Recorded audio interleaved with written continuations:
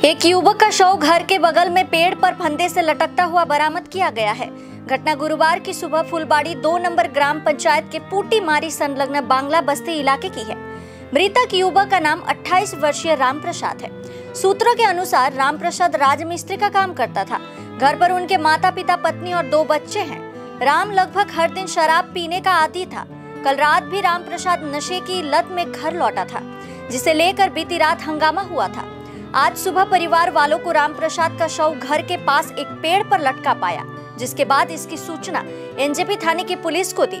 सूचना पर पुलिस मौके पर पहुंची और शव को बरामद कर पोस्टमार्टम के लिए उत्तर बंगाल मेडिकल कॉलेज व अस्पताल भेज दिया। पुलिस पूरी घटना की जांच में जुट गई है।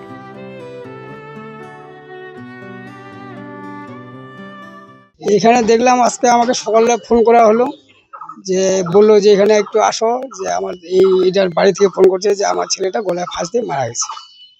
তো আমরা আসলাম, পুলিশটাকে নিয়ে আসলাম। আসার পরে দেখলাম যে সেটাই সত্যি।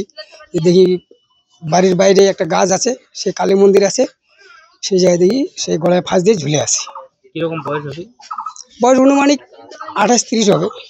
এখন কারণটাতে আমি তো জানি না, এখান থেকে যেটা শুনতে পারতেছি আর কি, যেটা শুনতে পারতেছি যে কালকে একটু দারু খাইছিল, তারপরে খাওয়ার জন্য বলতেছিল, করতেছিল, তারপরে তো একটু ওই স্বামী স্ত্রী একটু অশান্তি হবে, সবাই মানামানি করে সবাই সে ঠিকঠাক করে রাখে, কিন্তু ভোর রাত্রে কোথায় গেছে সেটা খুঁজাখুঁজি করেও পায়নি।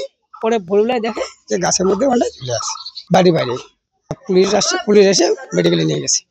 আমাদের বাড়িতে কিচ্ছুই হয় নাই, কালকে কিচ্ছুই হয় নাই। ওই একটু খাইছে, দারু খাচ্ছে, ওই দারু খাওয়ার পরে এরকম প্রতিদিন তো দারু খায়, প্রতিদিন তো লোটেই থাকে। একটুখানি কিছু হলে ওই দড়ি ধরে ওই বোমার সাথে একটু মারামারি, ওই আটকেবার গেলে ওই আমাদেরকে আবার মুখের ভাষা খারাপ করে গালাগালি দেয়। সময় মদ খায় অশান্তি করে। আর এমনি করে আমাদের বাড়িতে কিছু কেচাল ঝগড়া নেই, অশান্তি নেই। 2 ছেলে, বড় ছেলে বিয়ে করেছে, 2টা বাচ্চা আছে, 12 বছর আছে। আজকে তো আমরা তো যে খোঁজাখুঁজির পরে তো আমাদের তো ভোর টাইমে চোখ লাগছে। চোখ লাগার পরে আমাদের পাশে বাড়ি বলতেছে বলে কি তোমার কালী মন্দিরে তোমার বড় ছেলে ফাঁসি লাগছে। এ তো সবাই উঠে দৌড়ে দেখতেছি হয়।